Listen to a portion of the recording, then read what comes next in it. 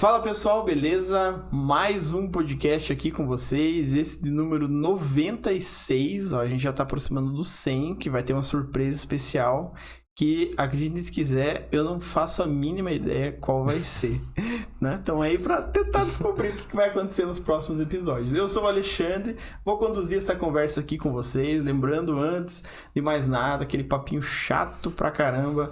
Sigam a gente nas redes sociais, Instagram, YouTube, LinkedIn, Orkut, MSN, o que tiver. Próximo bloco, vocês podem, se tiver a logo, né? Se tiver tem um canal que eu acho que é um próximo bloco que ele é meio nada a ver com o que a gente faz aqui. Então sempre procurem a logo do próximo bloco. Aí é garantia de sucesso, tá? Então vai ficar no nosso Instagram passando aqui. O do nosso convidado também, que é o Matheus Reimão. Olá. Muito obrigado por ter aceitado o convite. Obrigado a vocês pelo convite. E eu tô ansioso pra nossa conversa. Eu também. A gente tava conversando um pouquinho antes aqui de começar e eu acho que essa conversa vai render. Rende. Ixi. Então, ó, tem o Instagram do Matheus passando aí, então vocês já podem pausar o podcast. Se estiver escutando no Spotify ou no YouTube, você pode pausar e lá segue ele lá nas redes sociais. Depois você volta pra continuar esse episódio. Isso, agora você já deve ter voltado. Então, é isso aí. Então, obrigado mesmo por ter aceitado o convite, ter tirado um tempinho lá da tua agenda pra gente conversar, que não deve ser tranquilo pra tirar uma tarde, assim, tem que acabar deixando alguns compromissos fora. Não, a gente sempre tá aí correndo, mas vale a pena poder dar essa entrevista pra vocês. Obrigado pelo convite. Show. Se quiser se apresentar, então, falar um pouquinho de você. Bom, eu sou o Matheus Reimão, 32 anos, assim, formado em arquitetura desde 2015 pela Universidade Positivo. E tenho meu escritório próprio ali no centro, então faz 2, 3 anos. Eu abri meu escritório ali em meados de novembro de 2020, assim, bem no meio da pandemia, que foi bem desafiador. Uhum. Mas tem meu escritório, hoje a gente tá com uma equipe com mais arquitetos também. E estamos trabalhando, né? Vendo o que a gente consegue fazer aí pra fazer um diferencial na cidade. E por que o Matheus não é economista? Tem alguma outra profissão? Tem. Por que? Tem. Vai que tem uma história obscura aí que você poderia ser um agrônomo, sei lá, uma coisa assim. Poderia, porque eu venho do interior. Ah, é? Então, eu cheguei até a prestar agronomia. Quando eu tava no terceiro ano, eu cheguei a prestar agronomia, porque tava desesperado pra fazer faculdade e tal, mas não faz sentido nenhum. Mas não, imagina, com certeza. Eu fui fazer o vestibular, uma amiga que tava indo comigo, ela perguntou, tinha aqueles silos, não é silos, mas aquele negócio que guarda soja. Sim. Daí, qual que é o nome daquilo ali? Eu não faço a mínima ideia. Casinha grande pra colocar grão. Eu não faço a mínima ideia. Então, por conta dos meus pais ser do interior e tal, eu cheguei a prestar agronomia, mas só meio que assim, não é isso que eu quero fazer, tipo... Eu, desde pequeno, quis ser arquiteto, então eu sempre meio que fiquei em torno disso, assim. A minha mãe fala que quando eu era pequeno, eles foram reformar lá em casa, e daí eu cheguei pra ela e falei assim, mãe, eu vou ajudar. Daí ela falou, você? Daí eu falei, não, vou ajudar sim. Fica tranquilo, mas vai dar tudo certo. Tá tudo certo. Os caras chegaram pra fazer a obra lá, e eu fiquei sentado olhando, daí minha mãe chegou assim, mas Matheus, você não vai fazer, não vai ajudar eles? Daí eu falei, não mãe, eu vou mandar. Daí ela falou assim, nessa hora eu achei que você ia ser engenheiro ou arquiteto, assim, porque tava metido ali no negócio. Então eu sempre gostei. Sempre gostei de arquitetura, eu pegava quando tinha final de semana, que os meus tios iam beber e tal, eu pegava as garrafas e o abridor de garrafa e ficava brincando de aviãozinho. Sempre tentava, tipo, montar cidades, sempre muito, muito voltado com isso, assim. Eu tinha um caderno na 5ª série que era de planta de casa. Daí uma vez eu fazia a planta de casa, meus tios estavam reformando na época, eu fiz as plantas deles e tal. E daí... Você tem isso aí pra casa? Não tenho mais, mas seria muito... Eu não sou muito portfólio inicial. Uma menina pegou meu caderno emprestado um dia dela e falou, mas tem uns desenhos ali que eu não entendo nada do que é aquilo ali. Lembro até hoje disso. Exatamente. Então, sempre quis. Sempre foi um sonho, assim. Mas... Ali na infância, você quer ser tudo também um pouco, né? Mas a arquitetura, desde que eu me conheço por gente, eu sou fascinada, assim. A gente muda um pouco os gostos da infância ali, do que você achava belo. Hoje você acha horrível. Você achava horrível, você acha belo. Mas era uma coisa que eu sempre quis, assim. Eu acho fantástico. E é legal porque criança, ela sempre vai ter uma aspiração inicialmente a ser aquelas profissões... As clássicas, né? Ou é bombeiro, ou é astronauta. Policial. Policial, todo mundo acha charmosíssimo quando era criança. Marquinhos. Exato. Sei lá, alguma coisa bem meio que a profissão clássica de criança. É. E eu queria ser arquiteto. Era engraçado isso. Pra não mentir, era um pouco querer ser engenheiro. Mas é porque quando eu era criança, a arquitetura era muito vinculada a só mercado de luxo, né? Tipo, era uma coisa muito até comparado com... Como se fosse um grande designer, assim. E no interior ainda, a galera acha que... Quem constrói casa e quem desenha casa é engenheiro, não é arquiteto.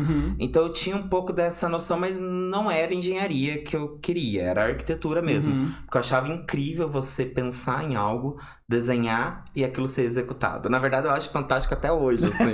Essa é uma das mágicas que acontece. Não, é incrível. Às vezes eu chego na obra, eu olho aqueles canos na parede, assim, daí eu fico tipo, gente, isso aqui vai funcionar?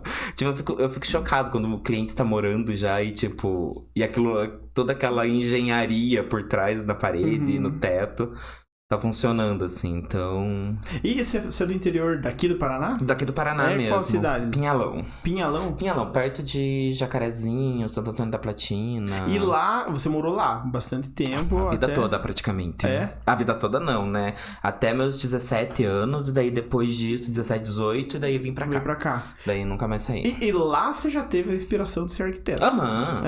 Porque realmente, nas cidades que sejam menores, o uso da arquitetura é menor. É que hoje tá muito amplo, né? Tipo, as informações e tá por celular, tem tudo que é. Mas arquiteto, realmente, é isso que você falou. É o pedreiro que constrói, mas é o engenheiro que projeta. É o engenheiro que projeta, e hoje na minha cidade tem 3 arquitetos já. Ah, é? Já tem muito! Mas até tava vendo que tem a plaquinha do Chibata ali. O Chibata é casado com a Paula, que é de Pinhalão também. A Paula veio A Paula é de Pinhalão também. E o Fábio Batista, não sei se... Fábio não lembro. É um que faz projeto com ela de fotografia, livro. Fábio Domingos. De Pinhalão também. Caramba, então Pinhalão só tem arquiteto bom. Assim. Você, pelo menos foi na nascente ali que você pegou. Bebi de uma água boa, assim. Não, mas é legal, porque quando... É legal não ficar limitado, né? Porque a gente sabe que às vezes as cidades menores, elas têm uma limitação de informação, principalmente. Em tipo, dificilmente uma pessoa... Posso estar falando muita besteira, mas uma pessoa de uma cidade do interior vai querer mexer com moda, vamos supor. Porque às vezes o mercado é muito mais restrito. A moda tá mais relacionada a grandes mercados e tal, né? Eu acho que assim, tipo, por exemplo, moda a gente tem Cianorte ali no interior, né? Cianorte arrebenta. Arrebenta. Mas o que eu acho só problemático ainda é o mercado escasso. Porque, tipo assim, a minha cidade, por exemplo, tem 6 mil habitantes, 3 arquitetos mais do que dá conta. Então, tipo, é um mercado que satura muito rápido. É diferente de uma grande cidade, tipo Curitiba, São Paulo, Rio. Infinito, basicamente. Né? Então, tipo assim, eu acho que é além da questão de ser interior. Eu acho que tem toda uma questão de estrutura e tal, que eu acho que isso acaba dificultando, assim, você conseguir colocar teu talento, sabe? Até relacionado com aquilo que você falou, né? Que a arquitetura é relacionada ao luxo e tal. Isso porque quando a gente era criança, tipo, quem tinha arquiteto, caramba. Não, é muito rico. Era muito rico. É o dono da cidade. Ou aquele fazendeiro, putz. Então... Eu terminei o ensino médio, vim pra fazer cursinho aqui e acabei ficando. Então eu não voltei. Tanto é que quando eu me formei, eu fiquei um pouquinho... Meu Deus do céu, e agora? O que eu faço? Mas aí eu sou teimoso. Teimoso igual uma mula. E continuei aqui. Daí até pensei em uma hora voltar. Mas eu tenho uma relação de alma com a cidade. E uma relação de amor platônico com a arquitetura. Então... duas coisas que se casam e não acabam. Não, assim. É bom que você se achou, né? Porque, tipo, é difícil... A gente, quando pensa em cidade grande... É que como você mora aqui, eu moro aqui, Curitiba você vê que não é tão grande. Mas... E já virou um ovo de codorna. Curitiba já não é tão grande em São demais. Paulo, caramba, o negócio é... violento. Gigantesco, assim. Tipo, é oportunidade demais. E daí quando você se acha no lugar, fica muito legal, né? Você se acha, você começa a conhecer as pessoas, você começa a abrir mercado e tal... E quando você estuda também facilita bastante, né? Hoje eu acho que facilitou bastante o fato de eu ter terminado o ensino médio aqui, ter feito faculdade aqui, você acaba criando os contatos aqui, sabe? Amo minha cidade de paixão, tipo... Nada contra Pinhalão. Nada absolutamente contra. Nada. Inclusive falo praticamente todo dia. Mas meu lugar é aqui, assim. Eu sinto que aqui é onde eu tenho a oferecer de melhor pro mercado.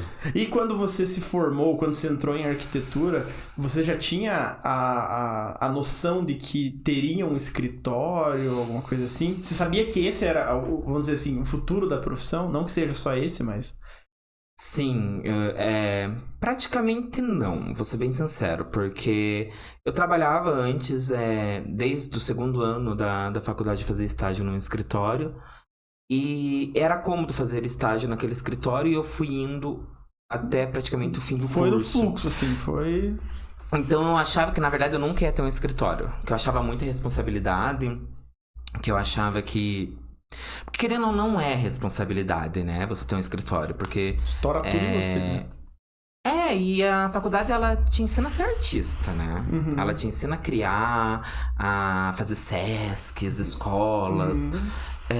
Mas ela se limita a te ensinar a ter um escritório. E geralmente arquiteto não é um bom empresário, assim. Tipo, são poucos os que têm essa boa noção, assim.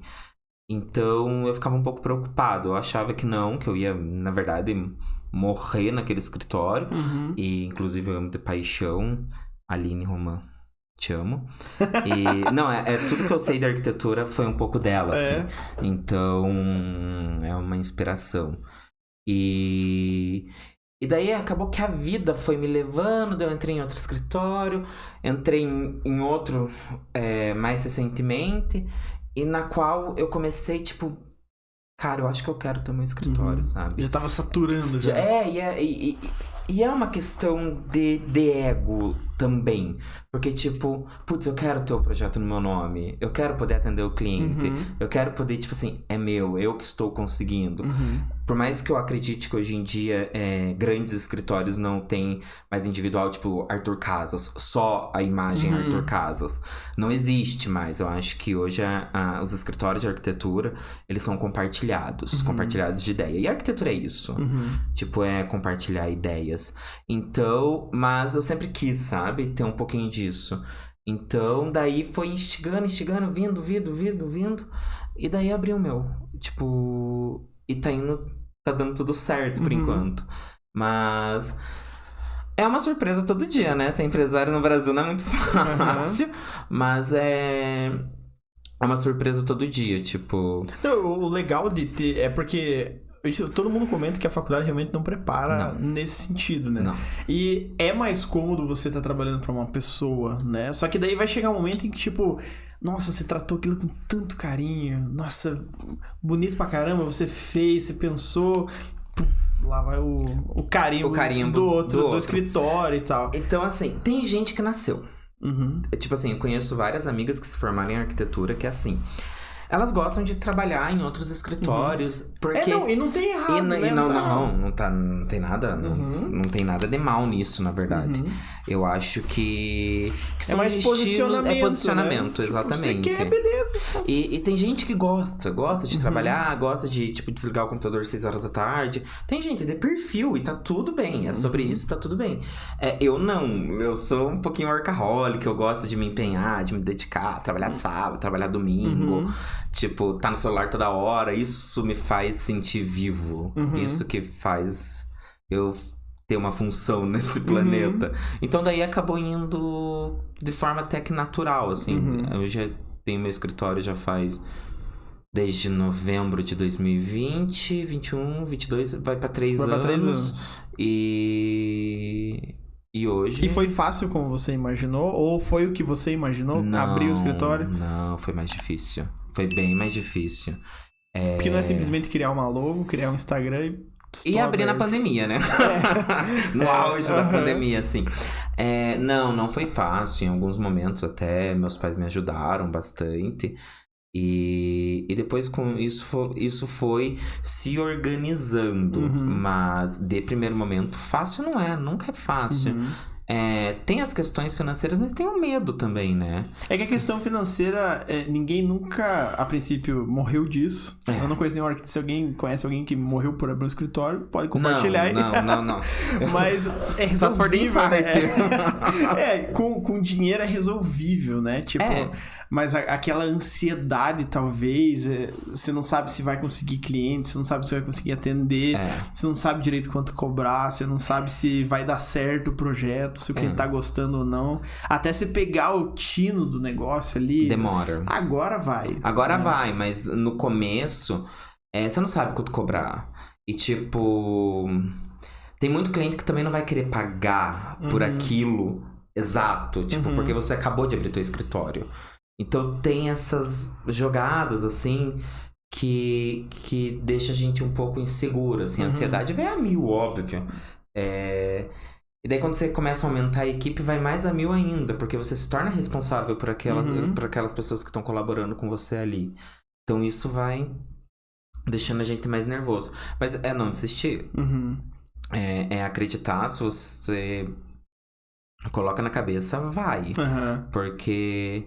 Eu acho que tanto bate até que fura, sabe? E então, bate que dá certo. Uma hora funciona, com certeza. Não, e quando você começa a colocar gente dentro do escritório, também começa a surgir uma nova responsabilidade, que é de delegar, né? De passar atividades. Horrível. Eu tenho uma bela sinceridade dificuldade. 1000 aqui com o Matheus. Não, mas tipo, o delegar também eu acho que entra naquela questão de perfil e perfil. Tipo, eu trabalho essa questão do delegar porque eu sou muito concentrador. Tipo, eu sou muito concentrador. Então eu sou a pessoa... Eu gosto de criar, modelar, desenhar, fazer orçamento, falar com o fornecedor, lidar com o cliente e cuidar da obra. Então eu tenho um pouco disso, assim. Eu quero tudo isso pra mim. Então pra mim é um pouquinho difícil delegar. Por questão de querer estar vendo tudo. Hoje já tá melhor. Mas no começo, assim, eu sofri bastante. Porque você acaba não... Você faz tudo e não faz nada, né? Daí... Só que ao mesmo tempo, a coerência da pessoa... Eu acredito que as coisas funcionam com engrenagem. A partir do momento que você tem uma rondana, vai colocando outra, as coisas vão ficando mais leves e mais rápidas. Então essa dualidade é que a gente vai tentando trabalhar, assim. Mas delegar ajuda bastante a você conseguir focar nos processos, sabe? Então hoje no escritório eu tenho uma arquiteta que ela é responsável por obra. Tipo, ela cuida de obras e orçamentação com os fornecedores. Um arquiteto que é focado nos desenhos. Então, tipo... Por exemplo, como é que funciona, assim, hoje dentro do escritório? Que eu vi que funcionava em outros escritórios e no meu funciona muito bem. A criação é minha. Porque eu acredito que... Quando alguém contrata o meu escritório... Contrata o Matheus. Exato. É a mesma coisa num cabeleireiro. Você vai num cabeleireiro, você quer que ele corte teu cabelo. Quando outras pessoas começam a cortar, já perde um pouco do sentido. Então, criação sou eu que faço. Eu sento, olho, estudo, analiso. Faço todo aquele tipo mood board do projeto e tal. Daí, dessa etapa em diante, eu sento junto com o arquiteto do 3D, e daí ele vai modelando e eu vou ajustando, vamos fazer isso, vamos fazer aquilo. Então essa parte da criação, que é a essência do projeto, eu participo. E as outras eu vou acompanhando. Mas assim, a criação é fundamental no escritório. E essa eu participo e essa eu não abro mão. E daí as outras etapas, que são etapas técnicas, eu acho que o meu olho, necessariamente no local, não não é tão necessário. É necessário em alguns momentos. Tem lá deu um problema numa obra onde, sei lá, estourou um cano e precisa de... Isso sou eu que vou estar lá fazendo. Mas o cara do gesso cortou o gesso e deu num montante metálico. Ele não vai cortar o metal. Ele não vai cortar. Então, tipo... Não tem muito o que fazer. Ou é puxar 5 pra cá ou 5 pra lá. Então é uma informação técnica. Tipo, então tanto faz se foi eu, se foi a arquiteta que cuida da obra que deu essa informação. Porque... para as coisas acontecerem e, tipo, eu estar com um cliente numa loja, eu preciso que esteja alguém numa obra. E essa pessoa tem que ser da minha confiança. Então, eu tenho aprendido a começar a delegar essas informações, porque naquele momento ali, onde a sensibilidade do arquiteto tem que estar, tipo... fluindo ali, eu que tenho que estar ali, tipo, com o cliente na loja escolhendo tecido, vendo a altura de barra de cortina, vendo o tom da cortina, a cor do tapete. Tem que estar focado, basicamente. Então assim, pro cliente me ter ali, eu vou ter que ter alguém em outros momentos. Porque senão eu não vou conseguir dar essa atenção pra ele, sabe? Não vou conseguir estar ali participando junto com ele, que é o que faz a diferença, tá? Eu sou um pouco... Eu falo que eu sou um militante da arquitetura, que eu acho que a arquitetura, ela presta um serviço para a sociedade, assim. Eu brinco que Deus era arquiteto, e com certeza é. Mas que na questão de, por exemplo, a gente tá ali com um escritório, a pessoa te contrata, você tá vendendo um serviço para ela. É um sonho, mas é uma venda de um produto. Eu estou ali vendendo um produto para ele. Então eu sou um prestador de serviço. Da mesma forma que uma vendedora do Brás é uma prestadora de serviço, ela tá prestando um serviço. Então me irrita um pouco arquiteto estrela, assim, que tipo, parece que não estudou a mesma coisa que eu, sabe? Que não virou noite fazendo maquete, que não estudou Brunelleschi, Vitruvius, sabe? Então, tipo, me irrita um pouco isso, porque o arquiteto, ele é humano. E ele precisa ser humano para poder entender o que o cliente precisa. Porque se você não faz uma boa leitura do cliente ali, você não consegue entregar um bom projeto. Visão 74 e ainda não conseguiu... Exatamente, assim. Ainda tá ruim, vamos não, e daí o problema é o cliente. Daí o arquiteto começa a falar assim, não, mas o problema é o cliente que não tá aceitando a minha ideia. Mas qual que é a realidade do cliente? O que ele precisa? O que ele demanda? É ser acessível, sabe? Eu acho que é isso que também valoriza o teu trabalho, sabe? Faz com que você seja diferente dos outros. Não simplesmente uma máquina de fazer planta no AutoCAD ou no ArchiCAD e entregar pro cara e não ter essa troca. Porque a pessoa tá investindo dinheiro, investindo sonho, expectativa e realidade, e quando se frustra, é horrível. Então, tipo assim... Obra é um problema, obra é pepino. Antes, no começo, quando eu abri meu escritório, eu falava, não, você precisa me contratar, porque, daí você não vai ter dificuldade nenhuma na tua obra. Mentira. Mentira total. Hoje em dia eu já não falo mais isso. Eu falo que a gente pode amenizar a dor de cabeça, mas a dor de cabeça vem. Porque não existe segredo. Você não sabe o que tem dentro de uma parede. Você não sabe como é que tá debaixo do piso. Você não sabe quem que mediu a parede pra colocar um móvel planejado ali. E a parede vai estar torta. Você não sabe se a parede não é um S, não é um... Exatamente. Você até consegue colocar a cabeça ali e ver. Mas a gente trabalha com medidas reais, retas. Então isso acaba dificultando. Diferente do mundo real, né? É diferente do mundo real. Então... E sempre tem aqueles 2 milímetros, 2 centímetros que dá uma diferença no levantamento se você deixa reto. Então, existe isso. É factoide, assim, essa situação. Então não tem muito o que fazer.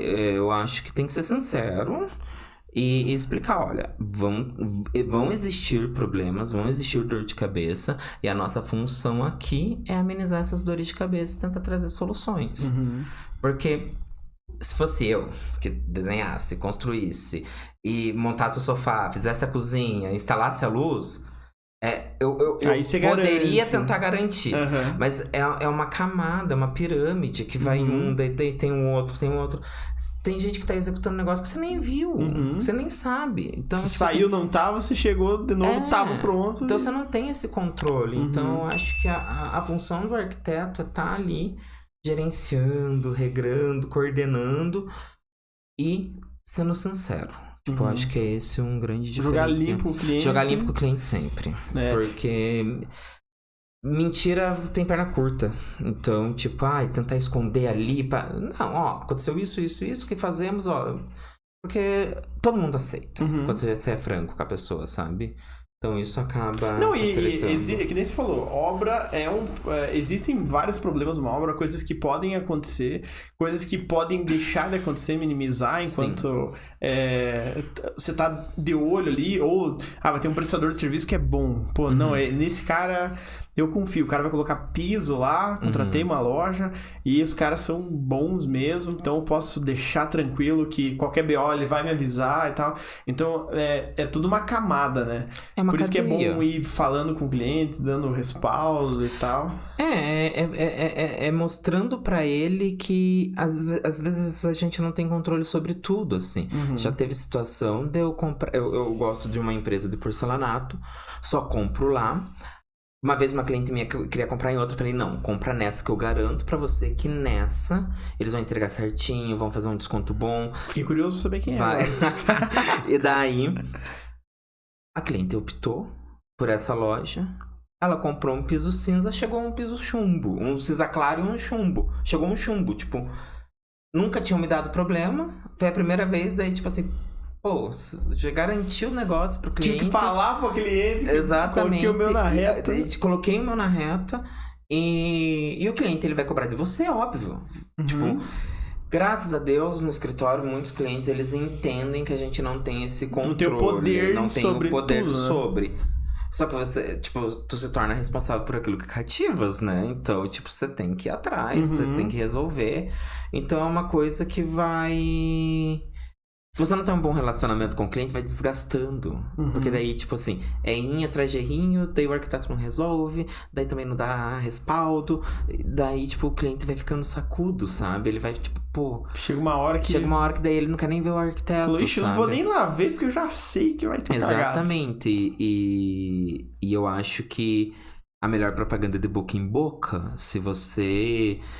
se frustra um cliente, esse cliente vai falar pra outro, que vai contar pra outro, e a hora que você vê, tipo, você se torna meio que mal visto pelo mercado. Você tem que recomeçar, né? E recomeçar nesse mercado, a gente sabe que é tenso. Tenso. Então é bom sempre tentar ir consertando. Porque, que nem você falou, eu acho muito legal isso, que, tipo, todo mundo erra. A obra vai dar problema. Você tem que deixar o cliente ciente que, assim, não é falando que vai dar problema que quer dizer que vai cair uma laje em cima de um pedreiro. Não é isso. Mas quer dizer que não pode vir no equipamento um produto errado. Você contratou o eletricista, ele não veio 3 dias porque tava doente. Exatamente. Isso é fato. O problema eu tô tendo agora numa obra.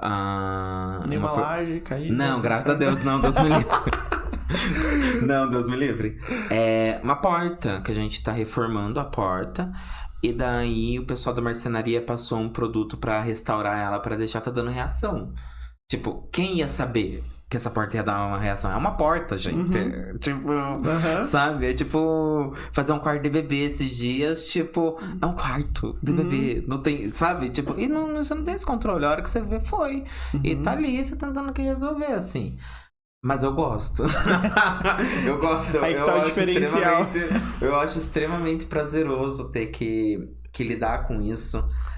Sabendo que coisas vão acontecer, é satisfatório poder arrumar. Nossa, pra mim, saber que a gente vai ter que correr atrás e que a gente vai estar ali dando atenção pro cliente e quando ele chega ali que tá tudo resolvido, aquela alegria, sabe? Essa era a expectativa que você tinha quando montou o escritório? Sim. Pelo menos isso foi cumprido, então. Não, nessa questão estamos cumprindo com louvor, por enquanto.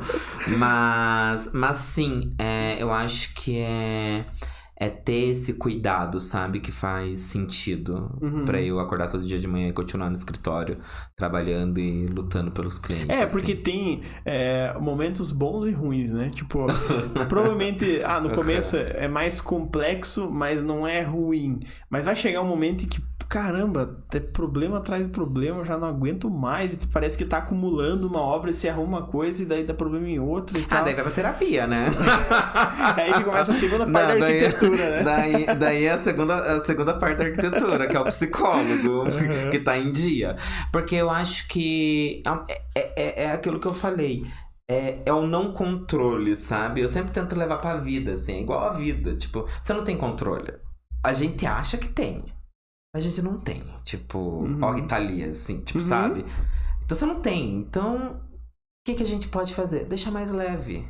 Tipo, por que raios d'água eu vou surtar ou, tipo assim, humilhar alguém por um cano que estourou ou um gesso ou uma lâmpada que soltou? É verdade, é você que já fez isso. Não, é real, não faz sentido. Tipo assim, não faz sentido você sofrer com tudo isso. Sei que tem o dinheiro investido, sei que tem o sonho colocado, sei de tudo isso. Só que por que deixar pesado se a gente consegue deixar leve pra resolver isso?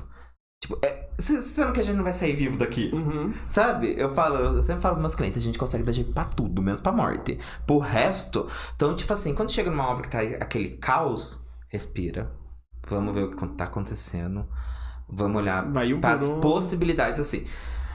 Você trabalha com automação e não funcionou. Sei lá, algum cabo cortou, alguma fibra não... Olha, o que a gente pode fazer?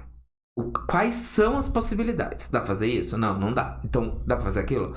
Isso dá, mas vai dar trabalho. Tá, mas dá. Então beleza, então vamos fazer. Já temos uma possibilidade. A gente tem possibilidades. A gente consegue. A gente tem esse controle.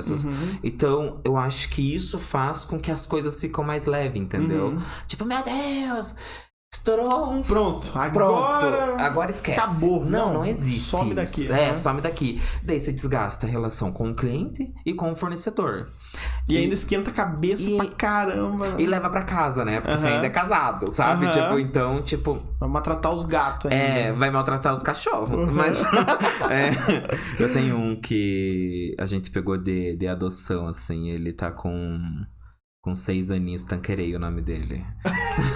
Por que eu não vou perguntar? Porque não precisa nem perguntar. Então, assim, então tem que... Eu acho que... Deixar mais leve. Tem que deixar mais leve, sabe? Porque não adianta... Claro, né? Não sou, tipo, monja coin, tipo, budista, aquela coisa. Mas, tipo assim, a gente explode.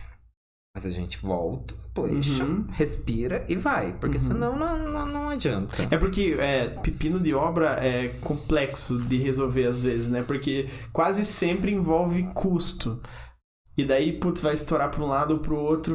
É ruim. Por isso que às vezes dá um... Por isso que existe a amizade. Eu falo assim, por isso que existe a parceria.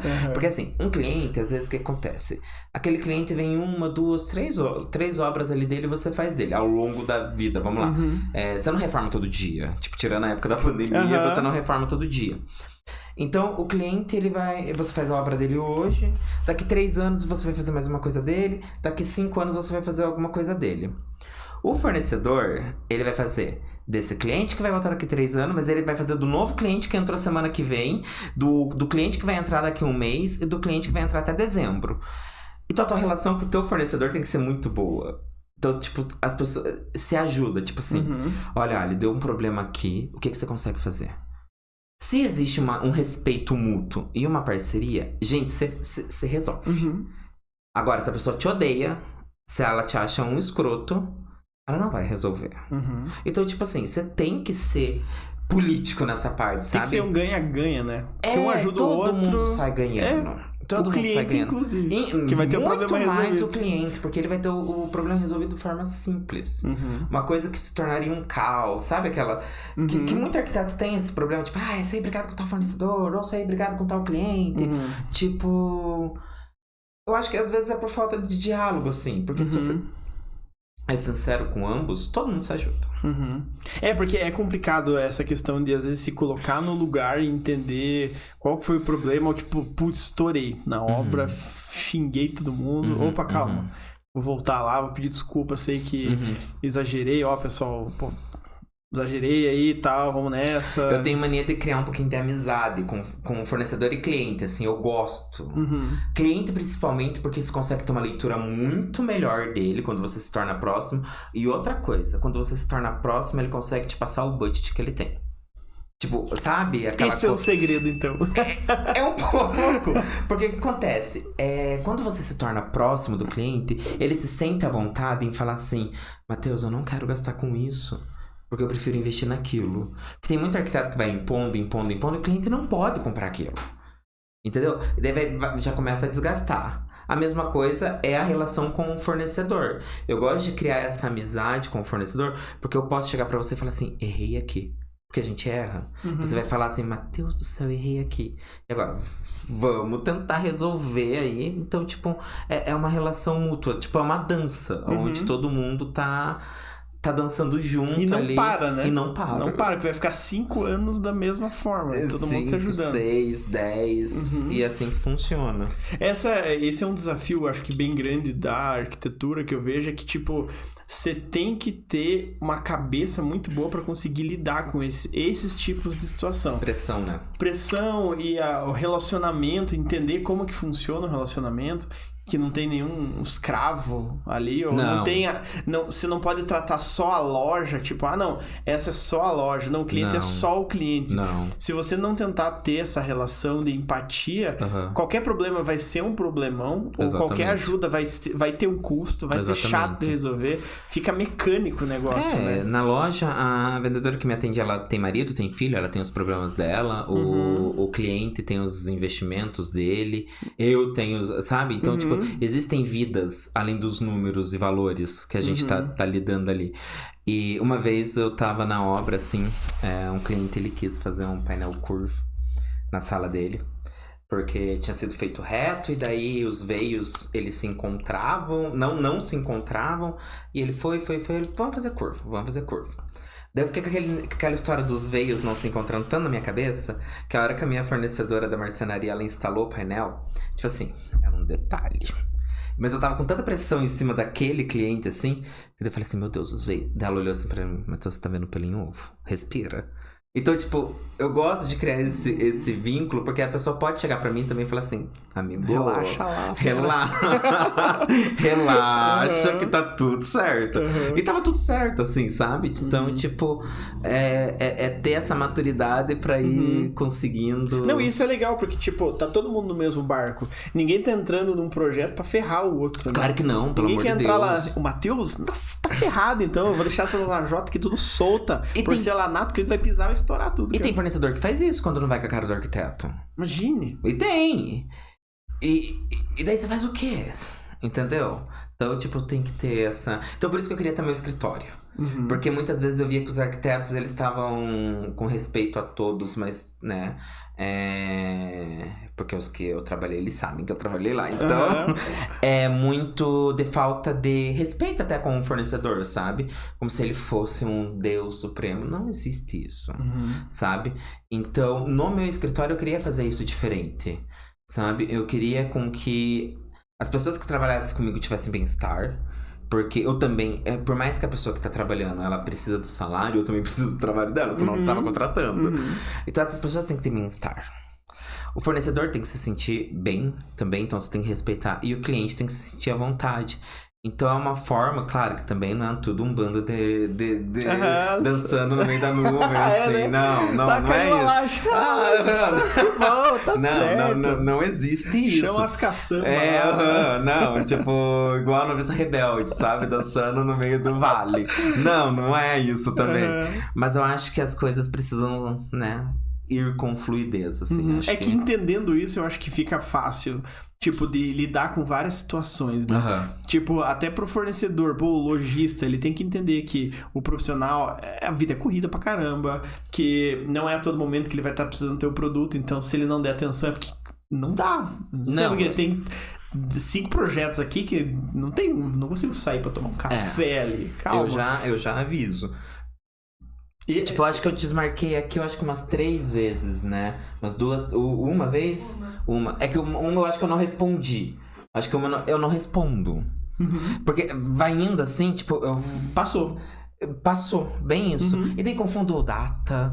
Então, tipo assim, por isso que eu acho que tem que ter frentes no escritório pra que as coisas se organizem, pra que as coisas caminhem e que as coisas dialoguem-se entre elas. Então... E é engraçado que desde o começo a gente tá falando isso e sempre cai em sempre um ciclo, né? Tudo que vai... Porque você comentou, beleza, você quis ser arquiteto, daí você entrou na faculdade, daí você entendeu que era a hora de ter o teu escritório, aí você entendeu como formar os processos pra liberar, você sabe liberar tempo, você sabe que é interessante manter um bom relacionamento com o cliente para poder liberar, que seja o budget ou qualquer outra informação, ou com o fornecedor também. Ou não gostar, assim, simplesmente ele olhar para você e falar assim, aquela poltrona, o cliente se sentir confortável e falar assim, não, Mateus, gostei que bosta disso aqui. De sugestão. Que bosta, exatamente. Mateus, isso aqui é horrível, não gostei. E eu tô, tipo assim, porque se ele não guia, você vai.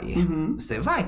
E pra ele tá horrível, tipo, a minha mãe tem uma amiga que ela, uma vez eu tava voltando com ela até de carona, na época da faculdade, que a gente nunca tem dinheiro, né? Tava voltando de Pinhalão de carona com ela e ela tava falando que a arquiteta dela tinha colocado uma poltrona na casa dela, cara, nunca sentou. Eu não quero que os meus clientes não sentem na poltrona. Comprou só porque eu indiquei. Não, eu quero indicar algo que ele queira usar. Que ele queira ter ali, sabe? Que faça sentido na história dele. Não quero um apartamento que pareça uma vitrine de loja. Não quero, eu quero se não der pra sentar, se não der pra aproveitar, né? Exatamente. Não faz sentido, entendeu? Porque a casa não é pra mim, é pra ele. Então, tipo assim, se ele vai comprar um negócio, vai gastar, sei lá, 40 mil numa poltrona. Tipo, e não vai sentar? Qual o sentido de ter? Se ele quiser ter como uma obra de arte, aí tá tudo certo. Daí tá tudo certo. Se ele vê que aquilo ali é um investimento pra ele, beleza. Mas no caso, tipo, muitos dos clientes eles compram pra poder usar, mas não usa. Sei lá, joga num outro quarto, coloca, dá pra mãe, fica num galpão, sabe? Aí não faz sentido, sabe? Eu acho que isso é uma coisa que eu gosto muito lá no escritório, que a gente sempre tenta respeitar a história do cliente. Eu acho que é fundamental para criar um projeto, sabe? Para você ter base, para você ter referência. Quais são as referências dele? O que ele traz? Ele cozinha? Ele não cozinha? Tem sapato? Não tem? Tipo, tem cliente que gasta, sei lá, 300 mil para fazer uma cozinha, mas não paga 40 num sofá. Porque para ele a prioridade é a cozinha. Então, se você tem essas informações... meu filho... Não, e você consegue entender isso, é muito bom, né? Porque o que eu vejo muito no mercado, às vezes, é isso. Tipo, não, mas você tem que ter a poltrona XYZ. Não. Porque você tá investindo 1 milhão, você tem que ter. Não. Mas, às vezes... a pessoa nem quer. Na maioria das vezes é o arquiteto que quer. E isso é um problema. Porque, de novo, a gente volta naquela questão. A tua casa fica parecendo uma amostra. E não é isso que a gente quer. A gente quer que a casa seja habitada. Tipo... Eu sei que é complicado, que a gente limpa a casa. As fotos de revista é uma mentira, tá? Tipo, aquilo lá não é limpo daquele jeito. Aquilo lá não é limpo daquele jeito. Mas, exatamente, eu quero que o casal, eles coloquem a decoração da viagem deles na geladeira. O imã deles, que lembra, sei lá, de Roma, sabe? Eu quero que tenha um porta-retrato do casamento deles ali.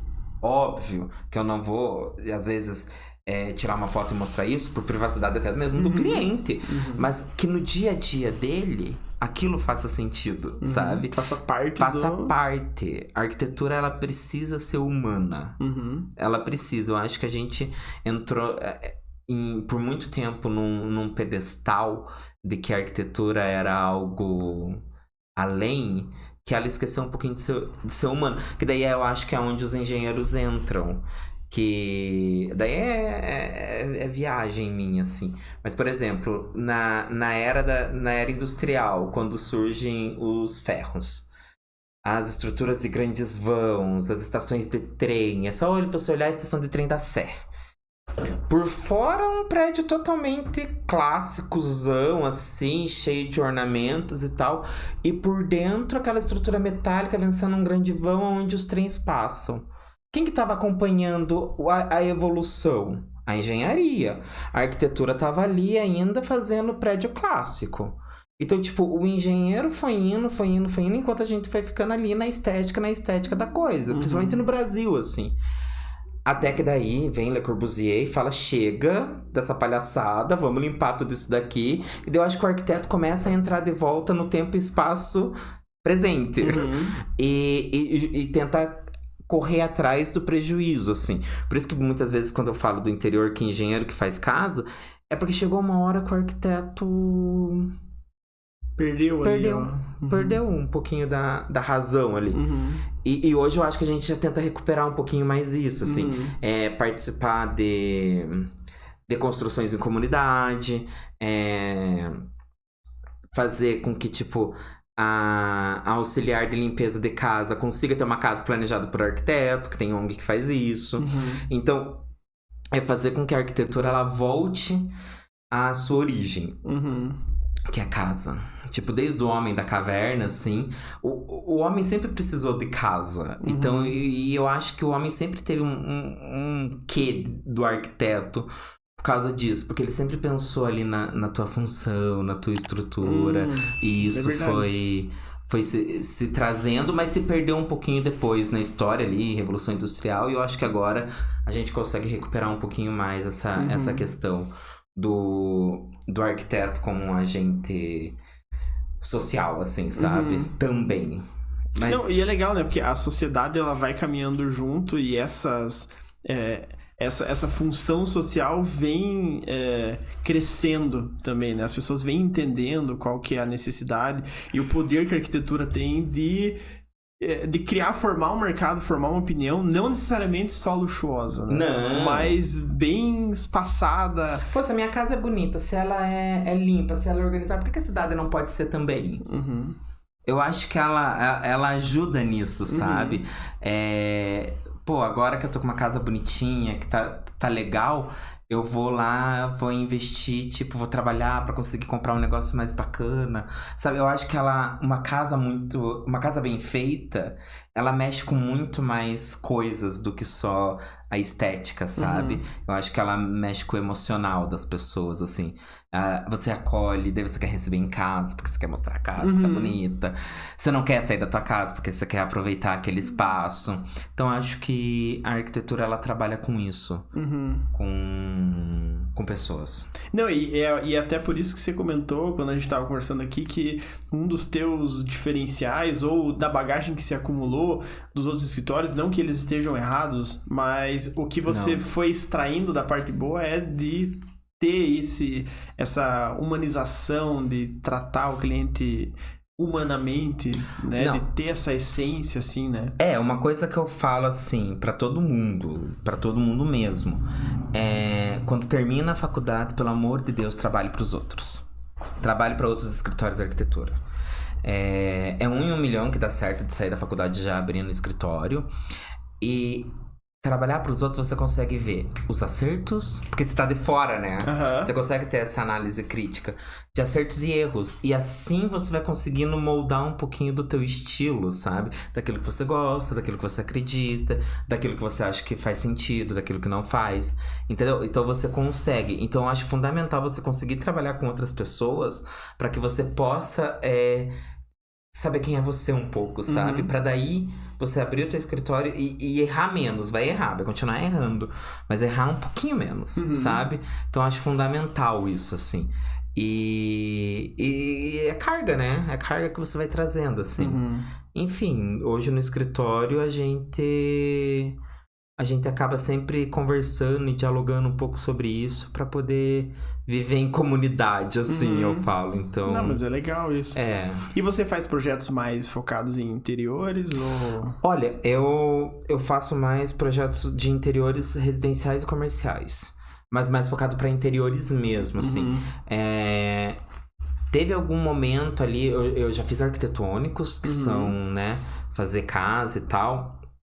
Mas eu acho que eu ainda tenho muito a aprender e a colher para fazer uma casa em si. Tem certas complexidades que diferem demais. Que a experiência com o tempo vai que a experiência com o tempo. Então hoje o escritório ele é focado em interiores residencial e comercial. Gosto dos dois. Comercial eu acho muito legal, porque ele tem prazo pra acabar. Tipo, é muito rápido. Tipo, em 1-2 meses você finaliza. Mas o residencial você tem aquela coisa do... É mais durável o projeto, demora 2... Eu tô com um projeto lá no escritório que a gente tá trabalhando desde 2021. E a construtora atrasou a entrega e vai ficar até 2024. Mas, então, é um casamento, né? O residencial é um casamento. E o corporativo é um pouquinho mais rápido, assim, mas daí demanda muito mais energia também, porque é tudo pra ontem. Mas é mais focado em interiores. É mais focado em interiores, que é o que eu gosto. Na faculdade, eu meio que tive um surto que eu queria ser urbanista. Mas... Outro maluco aí, Ana. Sempre tem uns perdidos aí. Não. Eu tive um surto, assim, eu quero ser urbanista, porque é aquela história das garrafas, minhas maquetes quando eu era criança era sempre prédio, era cidade. Até um dia que eu fui trabalhar num órgão público e falei, não quero. Primeiro dia de serviço, eu odeio o urbanismo. Não, imagina, eu do jeito que eu sou ligado 24 horas, assim, no 220. Sentei com um senhor que hoje espero eu que tenha se aposentado, que ele falou que ele não se aposentava e ele estava sentado na mesma cadeira desde os anos 60. Eu falei, mas nem ferrando que eu vou ficar num lugar desse. É muito interesse de órgãos públicos. Então, não. Eu falei, não. É um ambiente bem diferente. Não, total. É total diferente. Tudo bem que eles têm a hora do cafezinho, que é excelente. Essa é boa, né? É maravilhoso. Você vai buscar uma garrafa de café, demora 2 horas pra voltar. Mas, não. Daí foi, tipo, meio que uma frustração, assim. Perceber que o negócio não acabava. Tipo, tinha um cara que tava com um plano do metrô de Curitiba há 200 anos na mão dele. E o troço não anda. Eu falei, não. Daí muito moroso, né? Muito moroso. Como tudo, né? É tudo muito moroso, assim. Então, eu falei, não. Eu gosto das coisas... Eu gosto de ver acabar. Eu gosto de ver finalizar. Eu gosto de ter esse contato próximo. Então, daí, na época, eu voltei para aquele escritório que eu comecei a trabalhar em 2012 e me formei lá, e lá a gente trabalhava com interiores e fui ficando.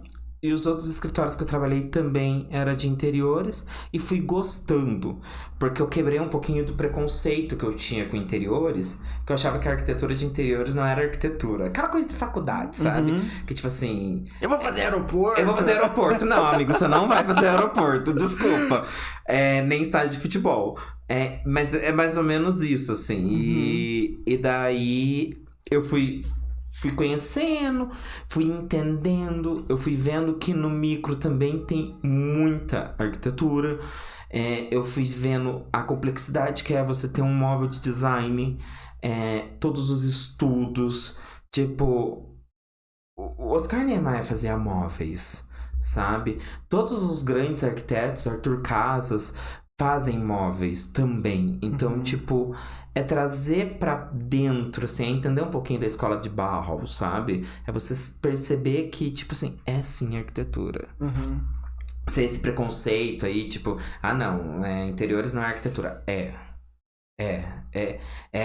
Você fazer um apartamento é complexo a ponto de você pensar nas vias da cidade, sabe? Com as suas diferenças, mas ambas são pensando nos fluxos das pessoas.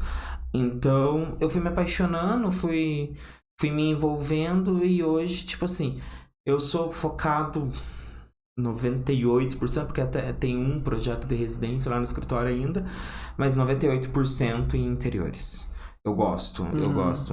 E literalmente o urbanismo foi o surto que... Não, urbanismo... Acabou. Urbanismo nunca mais. Respeito, eu tenho uma amigona que é urbanista, mas respeito muito, eu acho extremamente relevante e importante pra cidade, mas pra mim não.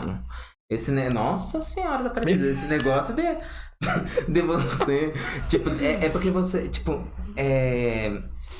Em arquitetura de interiores, pelo menos, você dá uns gritos lá, o negócio anda. Em urbanismo, você depende muito da boa vontade do outro, de tal político, sabe? Não. Então, eu gosto mesmo de muito burocrático. É muito burocrático. Dificilmente você falou que gosta de começar o negócio e ver acabar. Lá dificilmente difícil, né? acaba o urbanismo, sei lá. Se você mexer com uma via que tem alguém ocupando aquele espaço ali, é um BO. Tipo, ó, Roma não consegue terminar uma linha de metrô, porque estão escavando lá e encontram um negócio da época do Império Romano. Daí tem que parar tudo, tipo, então Já faz 185 anos que eles estão mexendo. E eles não terminam. Esse é o urbanismo, por isso que eu falo que o urbanismo talvez não seja o melhor. Mas tem gente que gosta, e tá tudo bem, mas assim... Tem que ir ciente que você não tem muito controle. E o urbanismo tem que existir, né? Se o urbanismo não existir... Não, é extremamente necessário. Imagina, que seria de Brasília sem Lúcio Costa. Mas, pra mim, não. Assim, hoje não mais, assim. E daí, a gente foi focando em interiores, e hoje eu... Dá um dia, tipo... Falaram pra mim, não, porque você não vai fazer casa. Fiquei puto. Falei, como não? Não sei o que. Eu falei, não é que eu não vou fazer casa, mas agora não vou fazer. Eu vou trabalhar com interiores porque é uma coisa que eu gosto. Uma coisa que eu acredito, assim. A gente tem que fazer aquilo que acredita, né? Com certeza. E a gente consegue envolver arte, consegue envolver design, a gente consegue fazer com que isso fique... agradável e faça diferença, sabe? Então hoje o escritório ele é focado em interiores. Tá um calor aí? Tá um pouquinho quente. Eu agradeço. Eu sou meio calorado. Já vai calor. Mas voltando, assim, hoje no escritório a gente trabalha um pouquinho com arquitetura de alto padrão, assim. Que foi uma coisa que a gente foi caminhando naturalmente, assim. Então... Não caiu assim, puf, alto padrão. Não, foi um pouco assim, mas foi natural a situação. Tipo, uma amiga, um amigo, e daí a gente começou a trabalhar com isso, assim. E eu acho extremamente complexo a arquitetura de alto padrão, assim. É muito detalhe, é muito um trabalho muito minucioso, porque é aquilo que a gente estava falando. O alto padrão, ele te exige mais. Então, você tem uma tapeçaria mais, você tem sistemas mais complexos, tipo... sistema de automação, aspiração central, piso aquecido, e é som que liga ali, e é luz que diminui aqui, 3, 4, 5, 6 cenas, e... Então, tipo assim... É minucioso. E o cliente do alto padrão, ele sabe o que é bom. Ele entende o que é bom. Então ele vai te cobrar pelo que é bom. Então... É por isso que ele contrata alguém que entende ou que sabe fazer. Porque ele vai exigir que seja a altura, né? A altura. Ele vai falar assim, cara, eu quero que isso tenha qualidade. Tipo, eu tô gastando X nisso. Então... A tratativa é diferente. Por isso que eu gosto de trabalhar do jeito que eu trabalho.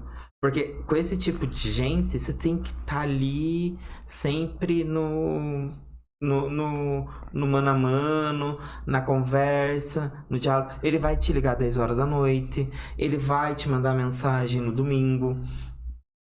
Porque acontece, muitos desses clientes, assim, cliente médico, ele não vai te mandar mensagem 4 horas da tarde. Ele vai te mandar mensagem na hora que ele para. E a hora que ele para é 8 horas da noite. Então você sabe que a pessoa funciona nesses momentos. Então você tem que estar preparado para isso. Então eu acho que isso vai te levando a prestar um bom serviço, sabe? Quando você tem clareza de quem é o teu cliente, assim. E isso que te faz agregar valor. E daí eu tô falando valor até de projeto. Tipo... pô, não, vou fazer com o Matheus, vou fazer com o escritório do Matheus, porque assim, tá, é um pouquinho mais caro o projeto dele, mas ele vai fazer isso.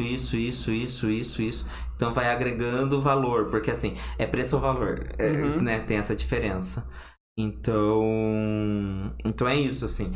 Hoje no escritório a gente acaba trabalhando com esse público, que é um público que eu já tô me acostumando, assim. Mas eu brinco sempre com o pessoal do escritório. Não é porque a gente recebeu um orçamento de 1 milhão que a gente pode consumir esse orçamento de 1 milhão. Tipo, é sempre ter ciência de quem são e de como estamos, sabe? Então é uma coisa que eu gosto bastante, assim. E aquela coisa, né? A arquitetura, ela traz histórias, né? Ela traz momentos, ela traz perrengue de fornecedor que fica preso dentro do apartamento, você tem que sair correndo buscar a pessoa. Você tá meio dormindo bate-carro porque você não tá enxergando nada. E isso faz com que o dia a dia fique divertido, assim. Eu gosto bastante. Esse Matheus é bem louco. Essa diversão aí é meio fora. Mas, Matheus, muito obrigado por ter aceitado participar do podcast. Já passou ali 1 horinha quase, praticamente. Menino! Capaz! Foi super rápido. E o podcast é basicamente isso. Gente! Foi um prazer mesmo de conversar contigo aqui. Gente, é real, eu não vi passar a hora. Eu não vi. Nossa, eu também falei igual o homem da cobra, né? Não, isso foi ótimo. Mas assim, eu que agradeço o convite. Achei bem legal poder estar aqui dividindo com vocês um pouquinho da nossa vivência. E é o que eu sempre falo, se você quer estudar arquitetura, se você quer fazer arquitetura, faça. Nem que você chore um dia assim, o outro também. Nem que você pense em se jogar. Quando tiverem concretando, você pensa em se jogar lá no meio. E a arquitetura não é The Sims. Acima de tudo, a arquitetura não é The Sims. Mas é isso, eu sou um apaixonado por arquitetura, assim. Eu choro vendo show, obra. Deu pra perceber. Mas legal que você consegue transmitir isso, provavelmente, nos seus projetos, e o cliente sempre vai ficar satisfeito nesse sentido. Né? Eu espero que eles entendam. Então, pessoal, obrigado quem acompanhou aí a gente nesse episódio. Eu agradeço aí quem ficou até o finalzinho pra conseguir acompanhar até o final esse bate-papo aqui. Não esqueçam de seguir a gente nas redes sociais lá de novo. Vocês ficaram vendo aqui, ó, o Instagram do próximo bloco do Matheus. Então não tem desculpa pra não seguir, não acompanhar o que acontece lá. A gente fica por aqui então e até a próxima. Tchau, gente.